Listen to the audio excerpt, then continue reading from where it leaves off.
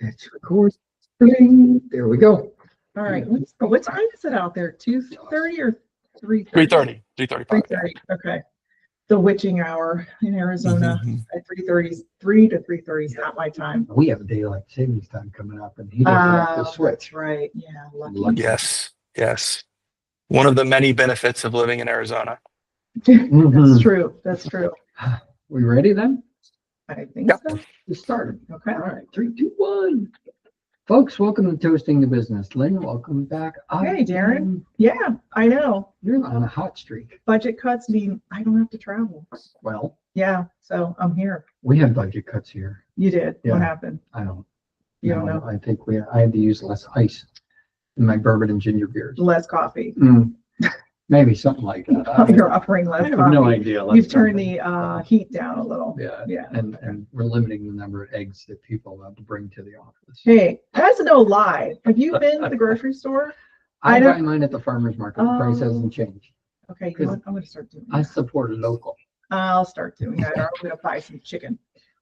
I love our local farmer's market. You should too. I do too. And I had Pink's barbecue Did you? last Saturday. Yeah, Damn, I did. huh? From the farmer's market. Yeah. Well, now that we've plugged a couple local things, why don't we hear a word from our sponsors? Sure. I like our sponsors. They're good. They are folks, good people. Except we don't have a bartender. That's okay. Right I'm now. off the alcohol right now. Kind of be that way, but Yeah. we're not here to talk about that. No, We're here to talk to Matt instead. this is true. So why don't we say hi to Matt? Hey, Matt. How are you? Hey there. I'm well. How are you guys doing? Good, good. Matt Campbell, please give us an overview of who you are and what you do. Yeah, should love to. Serial entrepreneur. I live in Scottsdale, Arizona. I've started a number of businesses. One I'm most known for is a company called BottleKeeper. It was on Shark Tank back in 2018. I started it with my cousin. It's a great partner, Adam Callanan, and we sold the company to Arctic Outdoors in 2021. Worked for Arctic for a year into 2022. Took a little bit of time off. Basically took time off, said I was going to get great at golf and I was going to get in great shape, and neither of those two things happened during my time off, unfortunately. So did you play golf? I did play some. I just didn't get good at it. Okay. But the interesting thing is within a couple months, it was cool, not having anything to do for a couple months, but then I got really bored. So now working with a friend of mine, Thomas McPherson, we've got a company called Lukrom. We basically do private lending. So we fund active real estate investors who are doing fix and flips, tear downs, new builds, construction loans, things like that here in the Maricopa County. Oh, wow. Cool. Wow. And didn't you, I was reading something, didn't you start a company with your dad as well? Or was that? No, that's correct. That's correct. Fuel conversion. That's right. So yeah, that's a company. It's still around today. It's called Campbell Parnell. Basically, it was a alternative fuel, or is an alternative fuel conversion system for vehicles. So it's vehicles that run on gasoline converted to propane. It's usually can do natural gas, but it's mostly propane. And that's a company that my dad and I started after college. After I left college, and then did that for a number of years, and kind of BottleKeeper became a kind of a side project, kind of a little side hustle, more of a kind of a fun thing. And then it just was kind of rocket ships there at one point. And as I started to kind of step away from Campbell Parnell to focus my time on BottleKeeper. So BottleKeeper it's what all the, like, I don't know, not a flag. But you explain What it is because BottleKeeper? No, it's a great question. So, it's definitely a product that needs to be shown kind of how it works for people to really get it, because it just looks like a stainless steel water bottle, right? So if I'm having to explain it to somebody, what I like to do is just think of just a stainless steel water bottle, whether it's something like a Hydro Flask or something along those lines.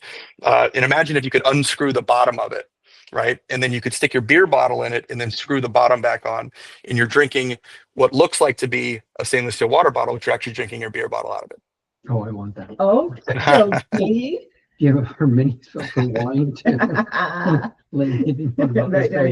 need the jumbo. So that's where you differentiated, because that's what I was trying to get to. I'm like, why is this different than all the others? It's not a koozie. And a koozie, it's not a corksicle, it's not all these other brands. So you designed this thing.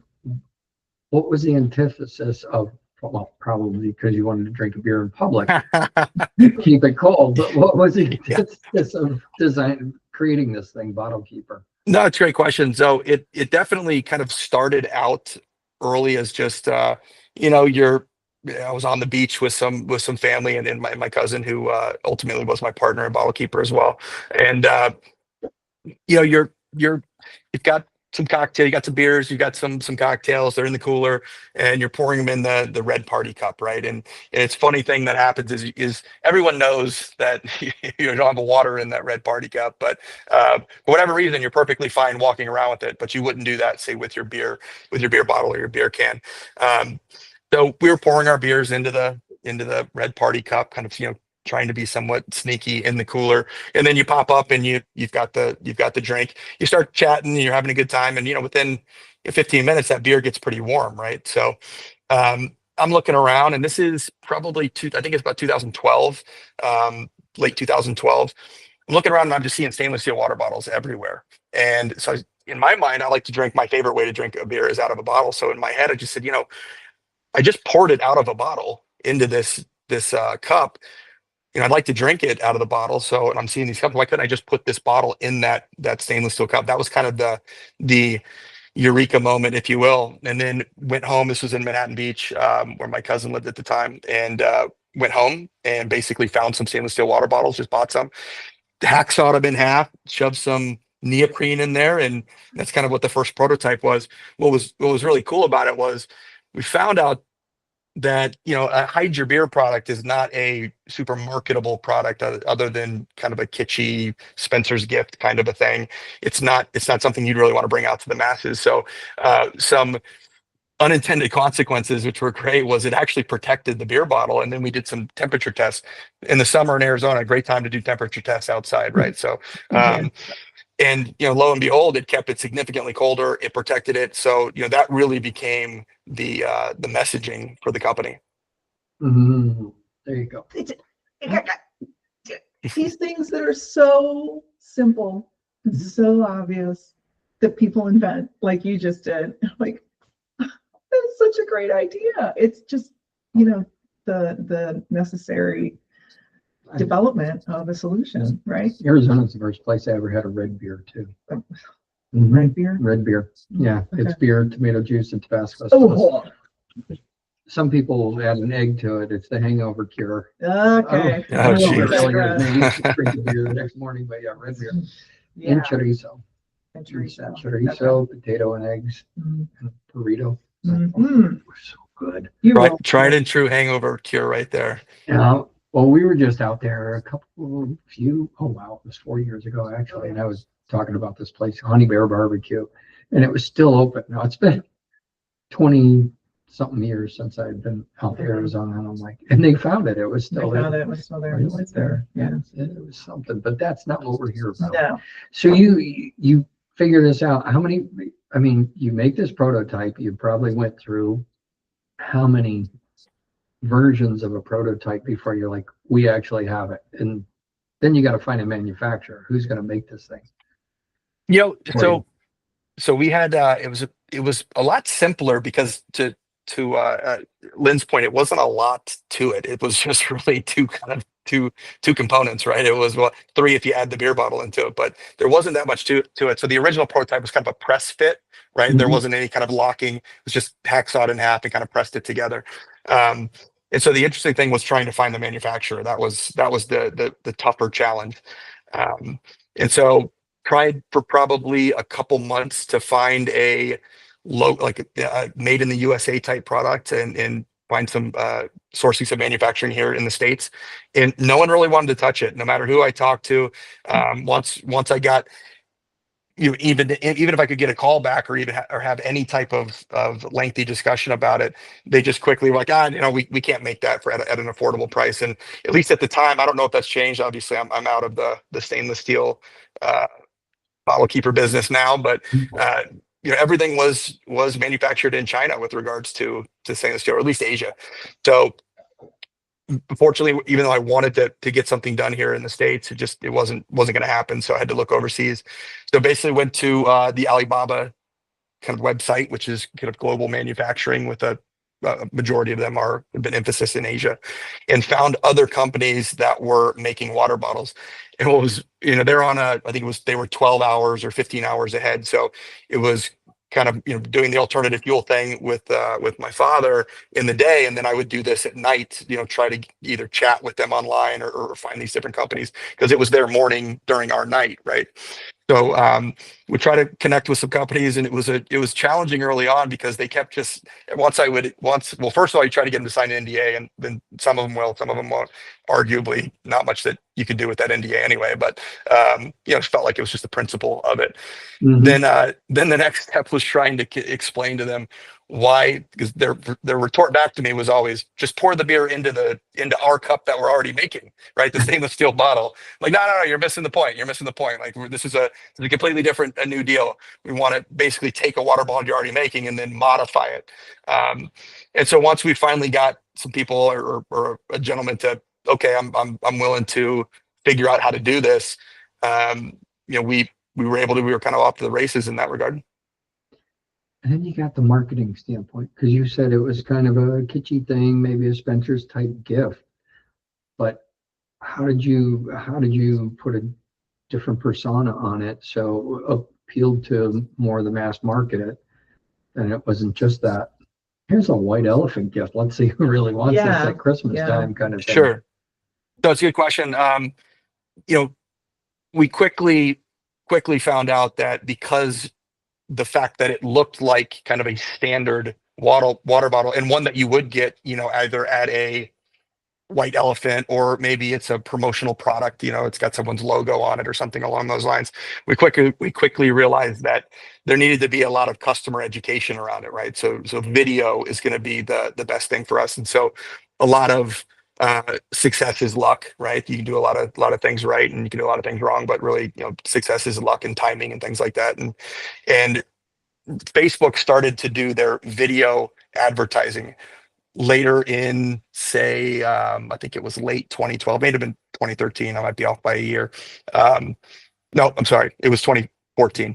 And this was a perfect fit for us, right? Because we could show like a video, like a 30-second clip of just sitting on the beach. And so my cousin Adam just basically had a GoPro propped up on the beach, and we had this bottle kind of sitting on the beach, and then you see the BottleKeeper come over and fall on top of it, and then lock the bottom, and take a drink, and we just kind of put that out on Facebook to see what would happen. And it just went, it took a few months, but then it eventually, not even a few months, maybe just a few weeks, and then it just caught fire.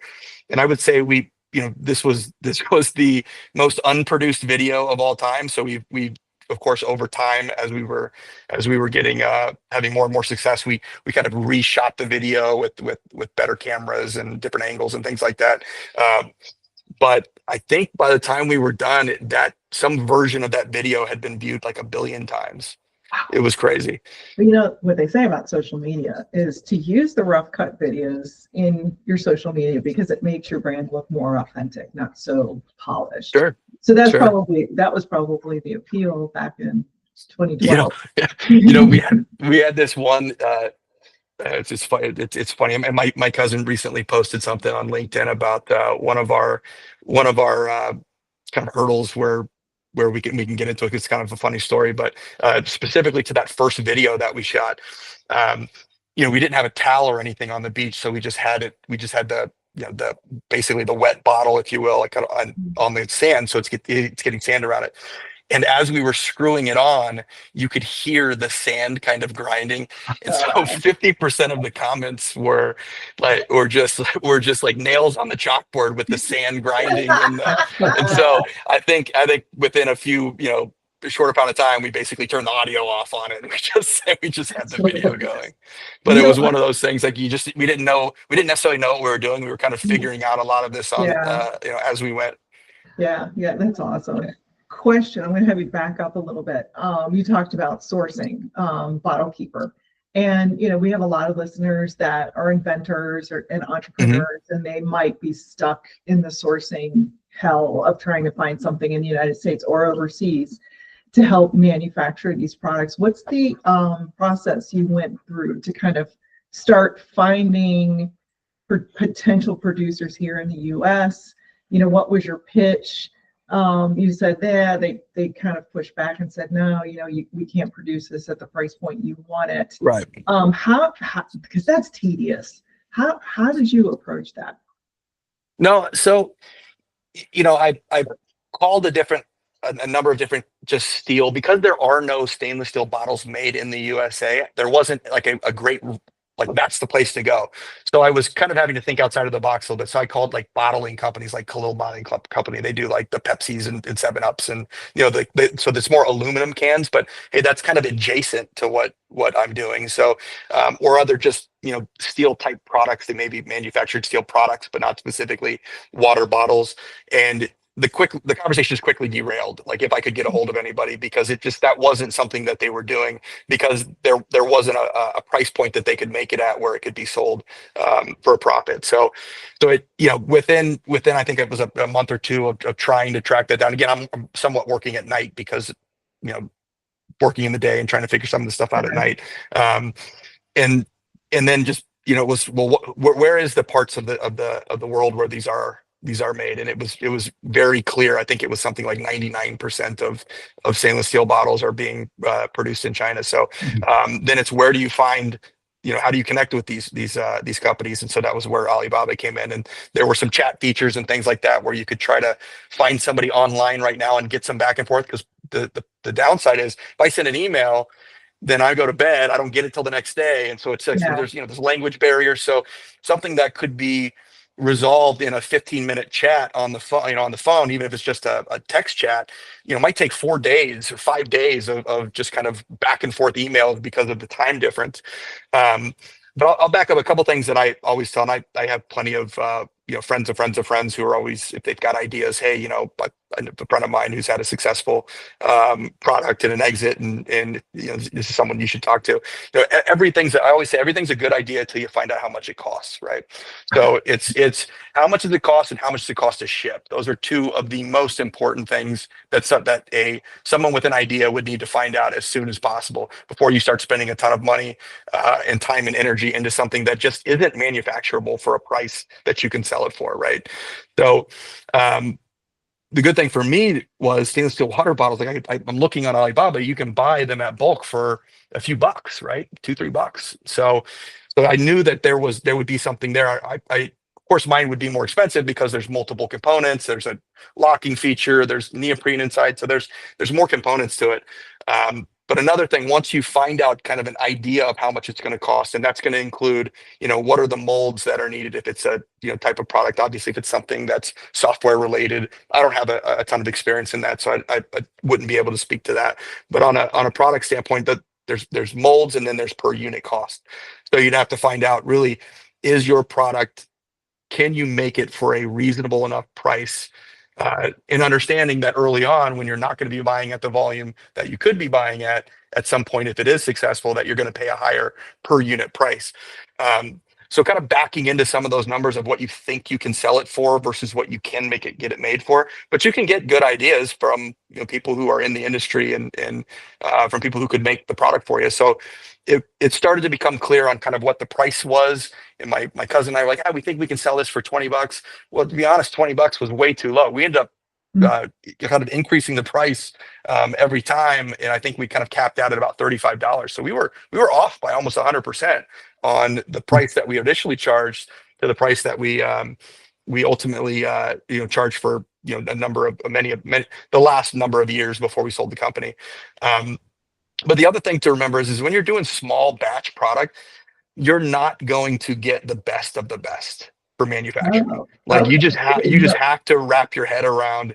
You're going to have issues. You're going to have quality control, because if the same people that are making the Starbucks mugs aren't going to be making my 1,000-unit BottleKeeper initial order, right? They're just not they're not even going to talk to you because they're doing 50,000, 100,000 unit Starbucks mug orders, right?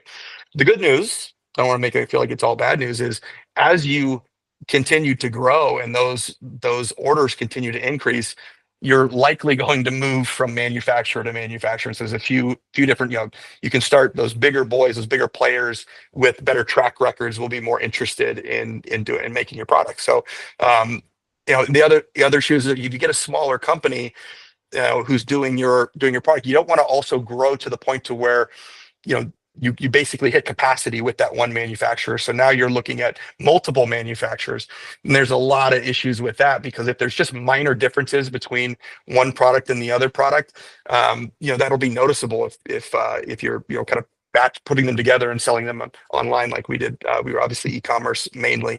So there's a lot of growing pains in manufacturing that there's no real way around these things other than knowing them ahead of time, that what some of these pitfalls could be, and just being prepared for what you're able to how to resolve those issues. So we had all kinds of things. We had bottle keepers it's funny, we thought 1,000 units was a lot, and then by the time we sold the company, let's say at a Christmas order, we're ordering 250,000 units at a time, right?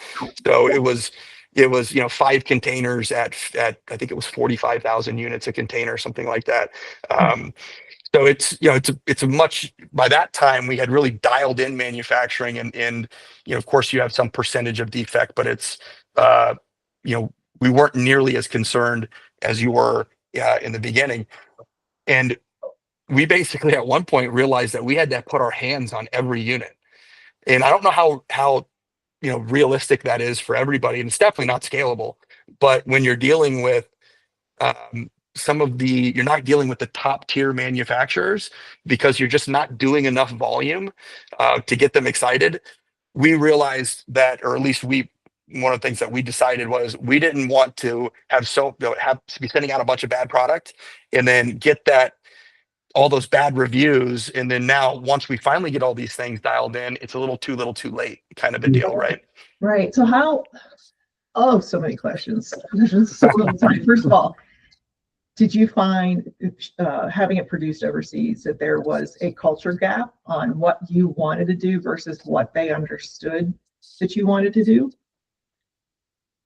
And I don't know if it was more of a culture gap other than just because it was a new product. I think I mentioned it earlier that they just like, well, no, pour the beer in there. I think I ultimately the steps were, and I was doing patentability searches.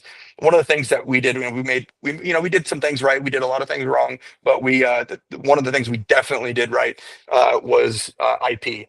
We just had a really good IP strategy. There's probably one area that in hindsight, talking with my cousin about it, kind of in retrospect, we may have handled a little bit different, but that was more of kind of the IP enforcement side. But as far as the IP assets and just in procuring patents, we did a really good job of that. And what's good about that is you don't have to hire the biggest name law firm. By the time we were where we were at, we did have a pretty big law firm because it justified that expense because of the sales that we had.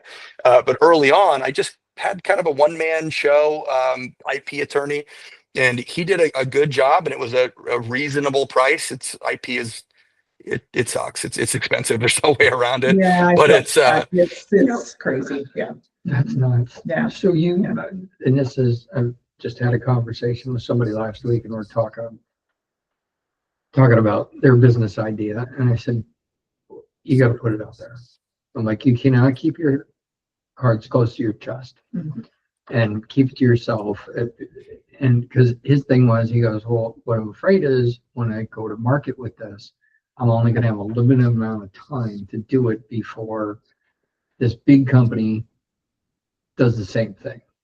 And I said, now you probably got a lot more time than you think. You need to get as much feedback right now from as many people as you can to flush out. You never know who's going to come up with that one question that you're like, oh shit, I didn't think about that. And I said, they'll watch you. if they're interested, they'll watch you. They'll let you make all the mistakes. What'll probably happen is somewhere down the road, they'll just say, we like your company. Here's how much we want to buy it for. As opposed to trying to start their own division, they'll let you work out all the hiccups and bumps and everything else. And it kind of sounds like maybe, I mean, you said you were bought out by Arctic. Did they tell you how long that they've been watching you guys and why they wanted to acquire the BottleKeeper and et cetera? They're just like, hey, Matt, here's money. We want you. You're Yeah. like, oh, I like that. I like those zeros. Yes. You know, for Arctic, I think it's a unique situation because they had, I think it was 8 or 9 months prior to their acquisition of BottleKeeper, they had sold a majority share to private equity. And so they had brought in kind of new ownership or new leadership, I should say. Obviously, there's some new ownership as well, since some portion of it was sold to private equity. And I mean, I don't want to speak for them, but I think they were trying to be more innovative, and we were a good choice for them because we did have this patent protection. So we weren't considering selling at the time, and we had somebody approach us, and my partner and I like, hey, we should entertain it, just kind of see what happens. And we had an LOI that was, we weren't really allowed to talk about it or entertain any other offers, and that LOI expired. And the company that we were originally talking to did not, either they didn't catch it or they didn't care, or I'm not exactly sure what, but that expired. So there was no more exclusivity, if you will. So conversation with my cousin was like, well, if we're entertaining this, we should probably see if there anybody else out there that would be interested in that. And my cousin had a friend that was kind of in that space, that investment banker kind of selling companies kind of deal. It's something I wasn't familiar with. And so he had a network and kind of floated it out, and Arctic said, yeah, that's something we'd be interested in. And so it moved actually fairly quickly with Arctic. I'm not sure if we were really on their radar before, but they were a different company by the time because of that selling to private equity, 8 or 9 months prior to. So I think their strategy was, now let's potentially acquire some companies that have IP. Let's innovate. I really enjoyed working with them. I thought their leadership was great. They were really doing some cool stuff on their side, doing innovating products. I got to get a little peek into some of that while I was there. And so I really liked the direction that the new leadership was taking there. And you made the comment, I hear everything you said about the person that you were talking to and that concern. And in a perfect world, everything that you said is correct. But in an imperfect world, which is the one we live in, there are the ability to knock products off now has never been easier. Mhm. You can reverse engineer something in almost no time, and you can get product made in almost no time. So I mean, by almost no time, let's just say if I find a product that I like on Amazon, you can send that product to China, have someone reverse engineer it in 30 days. They can make molds in 30 days, and they can take 30 days to print out some product. It takes 30 days ocean freight. In 4 months, you have that product. Mhm. So it's scary, especially in the product space. So IP is important if you can get it. There was a concern for us that if you get IP takes time. So we were selling product before we actually got the patents issued. But once you get the patents issued, you actually have a mallet. You can start playing a little whack-a-mole, which is definitely what it becomes. But it's, I can see both sides of the argument. The faster you get out, you get first market mover advantage. You can kind of create that industry, or that shape that product a little bit. But Mhm. there are definitely people that draft off of you. There's no way around it. Right. And so I get that question is a very common question of should I do a uh, crowdfunding campaign? We liked doing a crowdfunding campaign because in our mind it was proof of concept, right? It was, will Mhm. people other than our parents, right, and our friends, who will always tell you things, they want to tell you that, oh, this is great, oh, that's awesome, but is someone going to swipe their credit card, right? Are they actually going to buy it? So crowdfunding does do that, but crowdfunding puts it out to the masses before you've maybe even had the product in hand. So Right. I totally understand both sides of it. I get it. It's just I think as an entrepreneur or someone who's inventing something, just fully understanding what those ramifications are and running through what those scenarios could be.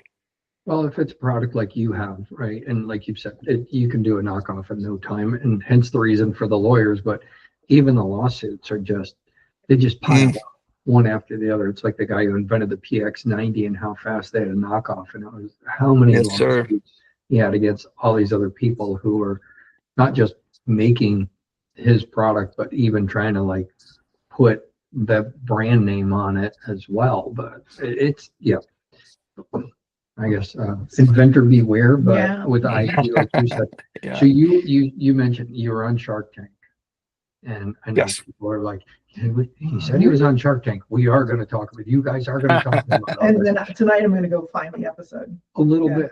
We don't know. I don't know how long it lasts, but as far as I understand it, well, we had somebody else who was going on Shark. Were they going, or were they waiting to find out? They were going on. They were going and on. We she didn't make the final cut. No. But I guess what is it? They have so many people, they record so many episodes, and you can't talk about this at all.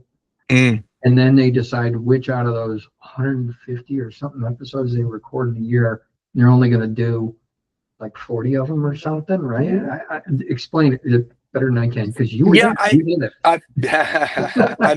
I'm not sure that they are recording episodes that they're not using, but there is for sure, as you're going through the process, you can get dropped out at any point, and there's a number of different kind of steps that you have to go through, whether it's sending them videos, questionnaires, and every field, you have a very short time frame of when you can get back to them. In fact, interestingly enough, they actually reached out to us in 2016, and we were boarding a plane to go to China to visit one of the factories and kind of check out a couple other factories, because felt like we were hitting capacity on one, and this is that we were at that stage where we were looking to level up manufacturing a little bit, and so we thought we wanted to go there in person and check that out. That was quite the experience. And so they reached out, and I guess they have some, group of people who are kind of looking for cool new products that are out there, as well as obviously there are people that are reaching out to them, right? They're submitting and they want to get on the show. I think I heard, granted, this is, 6-8 years ago now, but they're getting 30 to 40,000 people, trying, every year. And I'm sure a lot of those are repeat, right? If you don't get in one year, you try again the next year. But I mean, even just the sheer volume of some of that is just crazy. So from just a filming standpoint, everyone I saw there that I was filming, they had an episode that aired. So I'm not sure if they're filming and actually not using it, but they definitely put a little bit of fear in you that, hey, if you're doing, don't make a deal you're not going to do, because if you don't follow through, by the time we were on, it was season 10, so it was kind of, it's definitely not their first rodeo. So they'd figured out where there were people that were there just for the exposure and doing crazy deals just to get a deal done, and then they never really wanted the deal, and so they kind of just ghost the sharks, which is crazy. But so they're kind of lead with that, like, don't do a deal you're not going to do, because if you don't follow through, we may not air your episode, or we may not submit your episode. It was kind of, maybe it wasn't implicit, but it was definitely tacitly mentioned to make sure that you're doing a deal that you wanted to do. And again, I think that was mostly just because they had done a number of seasons. We were season 10. But if you do see the episode, Lynn, just remember, TV adds 100 pounds. Stop. So how long did you guys practice your pitch for that episode? Oof. So again, you kind of going through these stages, and again, at any stage you can get dropped off, so you don't really know for sure you're going to that final stage until you get like all right, you're coming in date. And it was probably had a couple weeks maybe between the time that we knew. And so I live in Arizona. My partner lived in Manhattan Beach at the time. Our office was in El Segundo, which was really close to Manhattan Beach. So, but we had our kind of team was there. I was the only person who wasn't kind of on site. I'd be over there a few times a month, but for the most part, he was kind of running the everything customer forward facing. I was doing everything kind of back office, manufacturing, finance, fulfilling.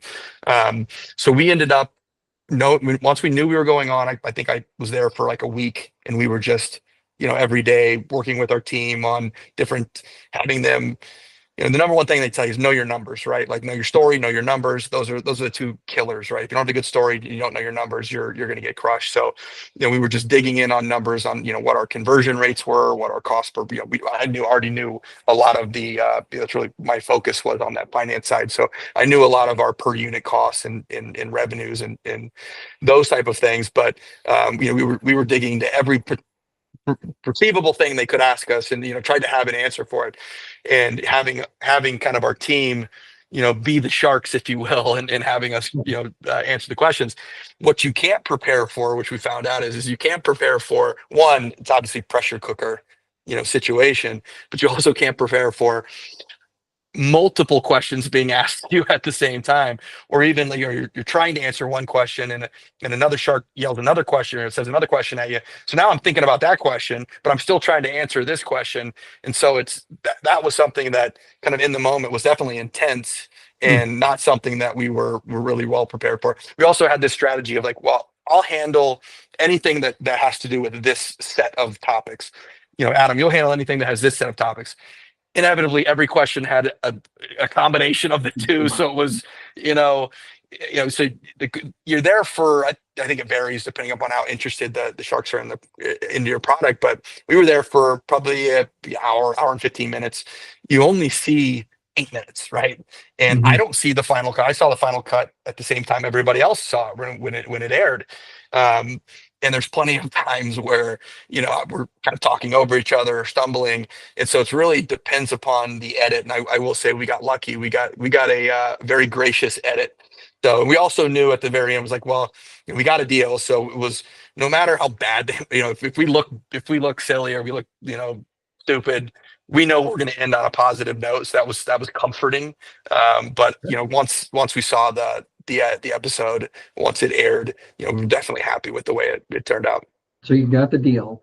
Who is the shark that invested with you? I'm trying to think of the blonde who made her money through QVC. She's like QVC. Oh, Who'd you get your deal with? Yep, did a deal with actually it was Mark and Lori, so two sharks. Okay, Mark and Lori. Dynamite. That's cool. And then and you don't have to answer this, but you still do your due diligence after they do their due diligence and everything afterwards to make sure all the numbers still match up and based on what you told them and everything, right? So yes. And then hence you get through that whole thing. Lynn got up to take a break, so we're going to keep rolling. I do it too, usually, and that's one of the things she'll say. Well, hopefully you both don't leave at the same time without telling me. Yeah, in the middle of an episode, Darren will just get up and walk out because he's got to get the thermostat, quote unquote. I want to move forward though. You get done, you make the sale with Arctic, and then you said you stayed on with them for a year, and then after that,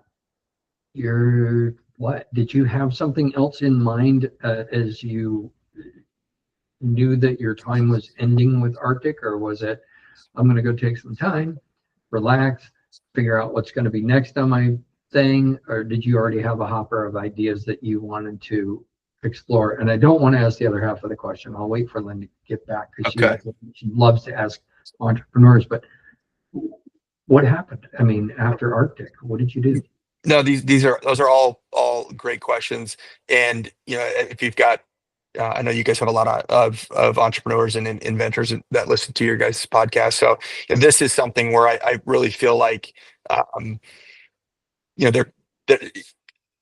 definitely felt that I wasn't I didn't want to, I thought it was so cool to not have to do anything. You're putting fires out for 20 plus years of your life. And I was too young to not do anything ever again. And to be fair, we didn't make so much money that I never have to, worry about money for the rest of my life, kind of a thing.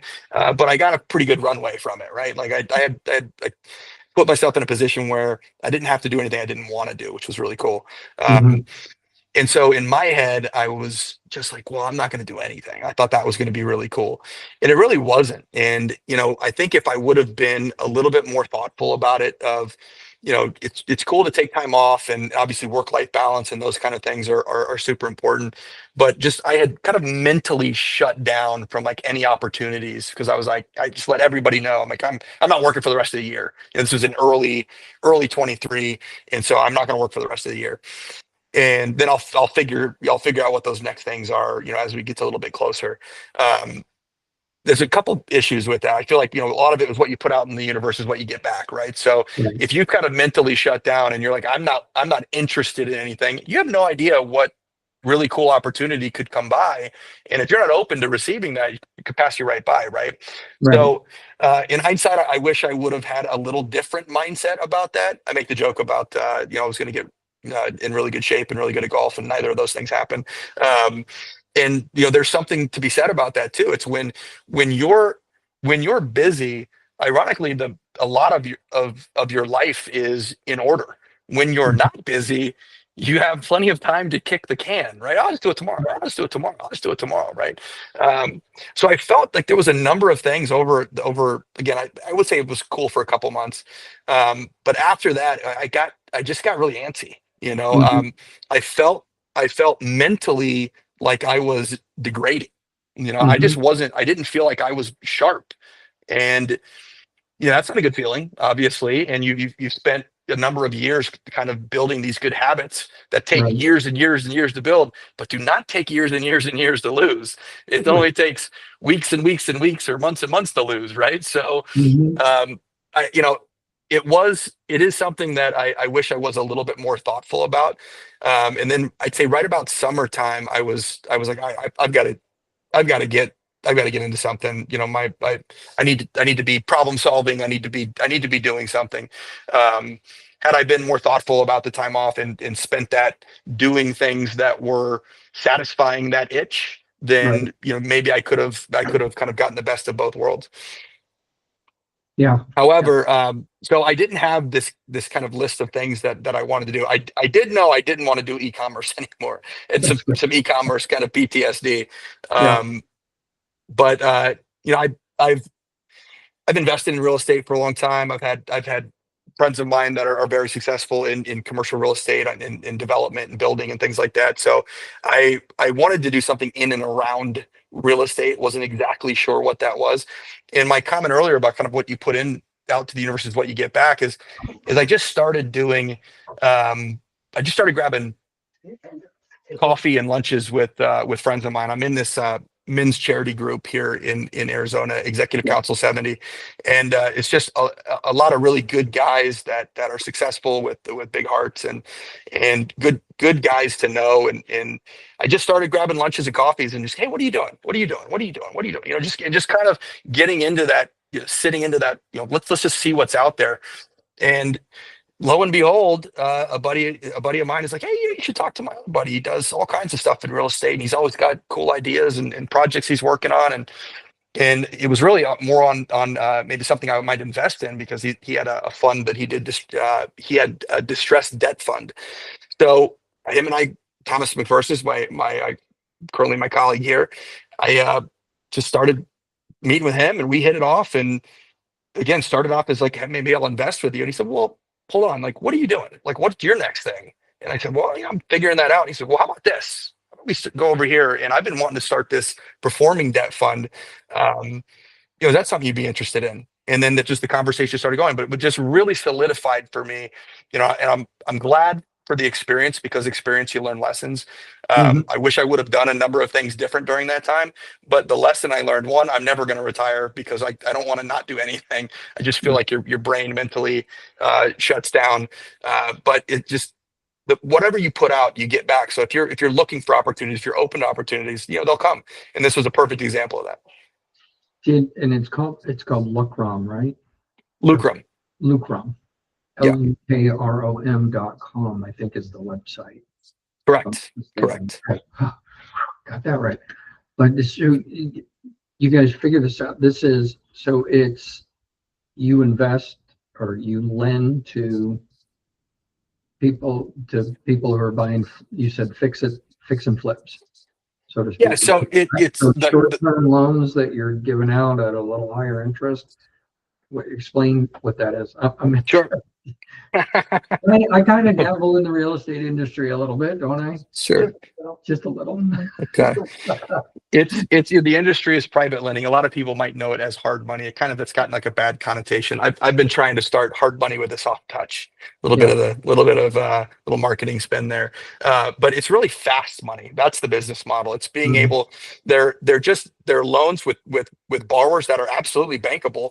They need the money. They can't wait 90 days, right? For a bank to do a full body cavity search, right?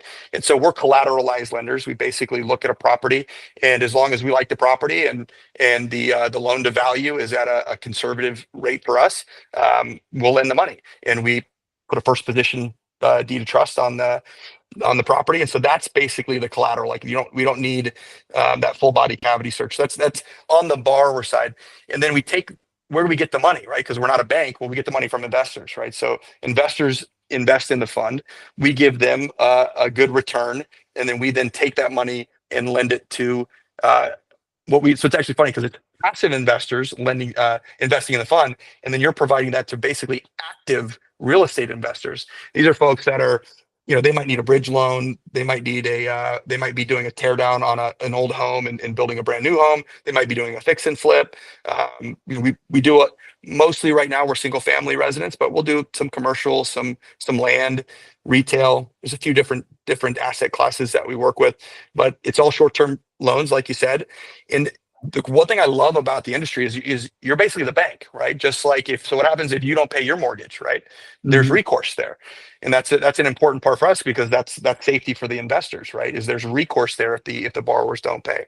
Right. So I really like the space. I think it's a great, and the duration of the loans are great too, because they are short term. Looking into a crystal ball, a year out, you can get a pretty good idea. Of course, there could be some calamity that happens or black swan event that are pandemic, right? That people can't predict. But in general, you can have a pretty decent idea on how things are going. You start getting out 5 years, 8 years, 10 years, that crystal ball is really hazy, right?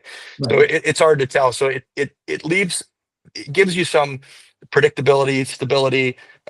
We're a really conservative fund. And the one thing I really loved about working with Thomas is he's a prior military guy. And so as we were kind of putting the nuts and bolts together, the company said, hey, I've got this really good idea about how do you differentiate yourself, right? So BottleKeeper was easy, right? That was a new product, right? We got IP. We differentiated ourselves from any other koozie out there because we were a new product.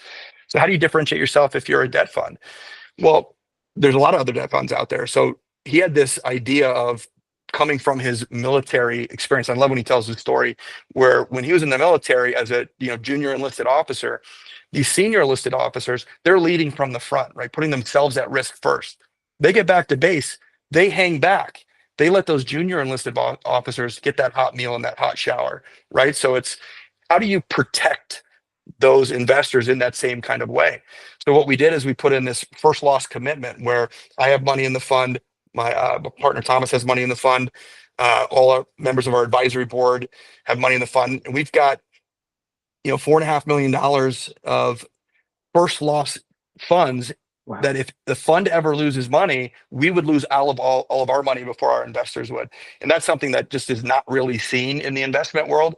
And so that's a big needle mover for our investors is, hey, knowing that, we're out there protecting you. I'm not going to make a bad loan. We're not going to make a bad loan because I don't want to lose my money, right? So we're doing everything we can because, it really aligns the sponsors with the investors. Based on that you guys are going to take the first hit, for the investors in the fund, is it a lower return on investment, but as they would if they went in with another hard money lender who has a fund as well, that may promise a little higher return because there's that security, or are you guys matching that market? That's a fantastic question. The returns can be all over the place because depending upon what the particular fund is doing, we have funds in Arizona that'll lend 90% LTV. If you've got a 5% downturn in the market and then you have seller commissions, you're already in the red, right? We have very conservative, so they might offer you a higher return because they're making riskier loans. They can charge higher rates. So we're really we're kind of that bucket of safe investments, the lower risk investment bucket. So in regards to that, I think we're very competitive with the rate. We've got some tax advantages on our fund as well. So when you incorporate tax advantages, you incorporate, to your point, the first loss commitment. We're competitive anyway, but the, our target investor is not the guy who's looking for an extra half point return. Hey, I'm going to go find an extra 0.5% over here. It's somebody that trusts what you guys are doing. I believe, I believe in what you guys are doing. We've built this relationship. They're not jumping for a 0.5% here or 0.5% there. But could you find a higher return? Yeah, quite possibly with higher risk as well. And I like the fact that you guys you're going to take that hit. So wait a second, you said 95% loan to value. 90% loan to value. 90, you'll do yeah. On hard money, you'll do. No, we will not. We will not. Other lenders will. Say, wow. Yeah. What is your cap? We will not. What's your loan to value, like max 70, 65%? Yeah. So we like to stay right around like maxing out at around that 70%. But right now our weighted portfolio is about 53%. Okay. So this is for folks who don't understand or they're trying to figure out what the hell we're talking about here. This is a double. So you Lukrom. I'm having extra words. like lucrative. Lukrom. So you lend to people, like if Lynn's got a house that she's gonna buy and wants to fix it up, doesn't want to deal with the bank or doesn't have time because it's like, I got to get this, I got to fix it up, and I got to get it back on the market to sell it within so much time.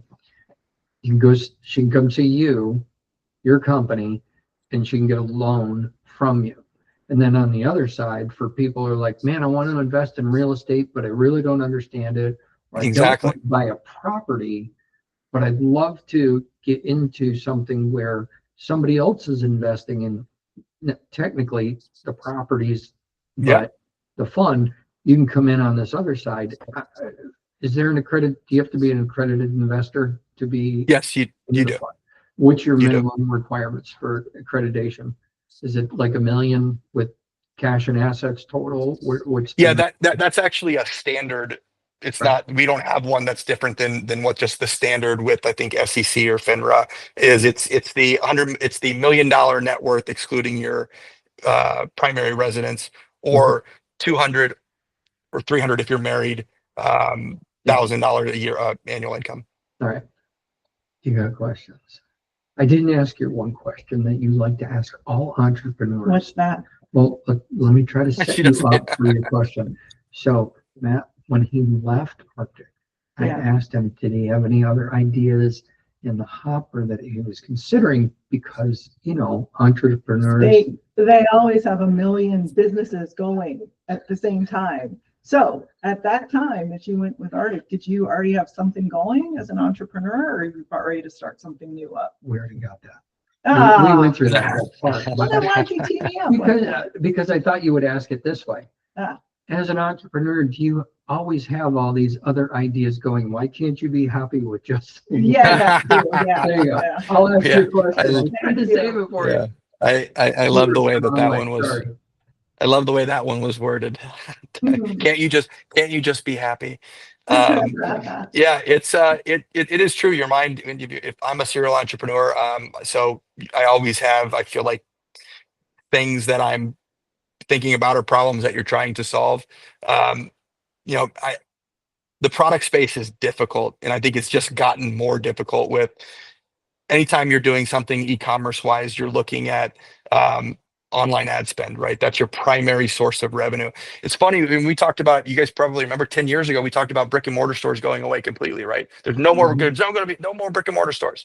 That's absolutely not been the case, right? Because it's people still like the community part of going out and shopping and going into stores.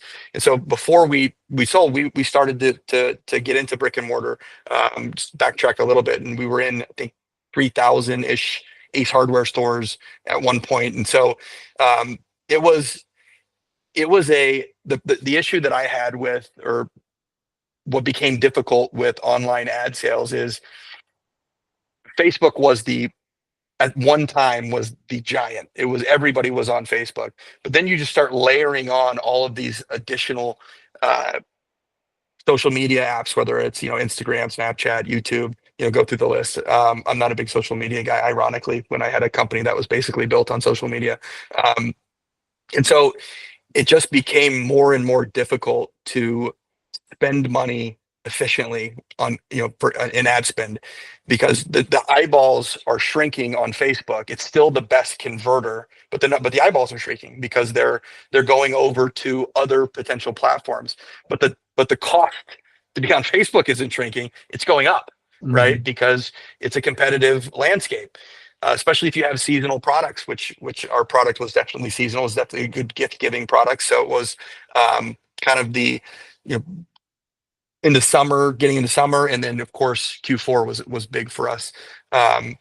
And so, but everyone's marketing in Q4, right? So it's the cost was just got really high. And then you start layering in things like privacy issues, right? Where you've got the Facebook going in front of Zuckerberg, going in front of Congress, and having those, and all of those things just had negative effects. I think the biggest one, which was a number of years ago, but was the iPhone, when one of the updates opted you out of kind of the tracking and marketing, instead of it auto opting you in and you had to go opt out, which no one did.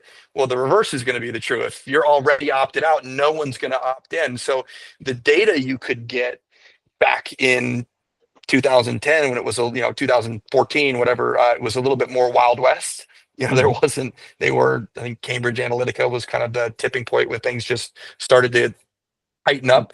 So you're just getting dirty data now, right? So you're spending a ton of money for a fraction of the customers, and so your customer acquisition costs to skyrocket. So I find it's going to be very difficult for new brands, new products to catch on. Of course, you can do that early on when you're shipping product out of your garage. You're not paying yourself. Yeah, you can bootstrap it for sure. But what we found, and what I think is the trend, is you've quickly got to you've got to team with somebody who's got economies of scale, right? Like Arctic had their own fulfillment center, so it went from something that was 20% of our revenue to 7%, right? Because they were able to do all of this stuff in house.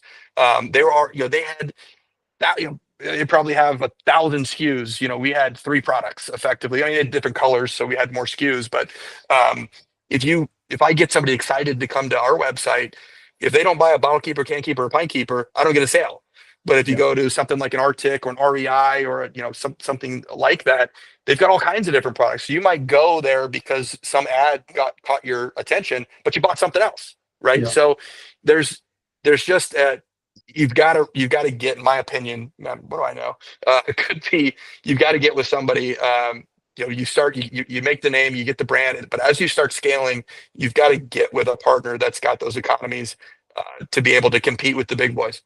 Well, let me ask you this, because we're kind of getting to the end, and I've got one question that probably has one noodling around in there. Maybe not. She might not. But you mentioned partners in this company you're with. You met this. You're hanging out at this meeting, this coffee meeting with folks, and the guy says, "I want you to meet this other person." He introduces you to someone you don't know. You guys start talking. He tells you about the fund. You guys decide to partner up and, get on board with this together. And you've been, what, a year and a half, 2 years into this? Yeah, a little over 2 years. Yeah, almost 2.5 years. Yeah. I mean, you're basically getting in bed with a total stranger. So, right? This is. I want to know how you. Well, a really bad visual. You're starting. You're investing your time. I know what you're saying. Sure. Stranger, and of course I said it for shock value. Duh. What doesn't come out of my mouth for that? True that. But anyway, you got to flesh this out. You have to figure out how you're going to have this balanced relationship with this person, and you're putting up money and everything else and time. How did you get through this? It's a great point, and I've got a couple comments. I'm really glad that you brought this up. I know we're wrapping up here, but I think this is a good thing to talk about. So with BottleKeeper, it was my cousin, right? And he's one of, and still is one of my favorite people in the entire world. I was the best man at his wedding. I love him to death. But going into business, when things are great, it's great. When they're not great, it's not great, right? So, and that's whether you're family or not. But family layers in another bit of complexity in that, right? And BottleKeeper would not have been BottleKeeper without him. He was fantastic. Like I said, I love him to death. He's one of my favorite people in the world. And I think our run was really was great, but we were getting to the point to where we were both kind of done. In which, if you would have asked me 3 years earlier, I'm like, I could do this for 20 years, right? And that just climate changes, the environment changes, all the things we just talked about with Facebook, and so it was. We were both ready to go. And so to your point, it's like, all right, well, who are you going to be partnering with, if anybody, in your next thing? And so Thomas is a high integrity guy. He's a military guy, family man, and a good friend of mine that I had known, who introduced us, who's also on our board as well, Jeff Seaman. He'd known Thomas for 7 or 8 years prior to, and I had known Jeff for a number of years as well. So I knew he was going to be a good guy, and I knew he was really smart, and I knew he was really creative, and he's done so many awesome things in and around real estate. For me, it was like I could learn so much from him as well, because even though I've invested in real estate, you said you've dabbled in real estate as well. It's different. Like investing in playing around in space is different than a career path, right? Mhm. In real estate. So you don't know what you don't know. And I quickly found out that I didn't know that much, right? So being around somebody who knew a lot and had been successful. Thomas had retired I think at 29 or 30, he just killed it. And he had a similar experience with me. He was like, well, all my friends are still working. Like, what am I? This is kind of boring, and so he got back in and has continued to just everything that he's touched, he's done really well at. And now he went from being basically just a commercial broker to an owner to doing syndications, value add, repositionings, to buying paper, doing distressed debt, and now to the performing fund. And now he's doing vertical development. So he's got a number of projects that have recently closed here in Mesa and in the outlying areas in and around Phoenix. So he's just a really sharp guy. And it's not even just Thomas; it's the rest of the team that we've built out here. I mentioned this earlier. I knew I wasn't ever going to work. Like, let me say that a different way. I knew that I was going to have to work again at some point. I wasn't going to never not work. Mhm. But I wanted to work with people that I wanted to be around on a daily basis. And, we had that with BottleKeeper, and that's something that I missed. And so I have that here with Lukrom. I love coming into work. I love hanging out with the guys and gals here. I think they're all just good people. They're high integrity. We're all in the boat, rowing the same direction. Right. That's good. That's awesome. That's half the battle, I think, is Yeah. working with and being around people that you For sure. appreciate, for sure. Well, that's awesome. Absolutely. That's so interesting. So I got to ask you, is there only one size of BottleKeeper, or can other types of bottles go in there?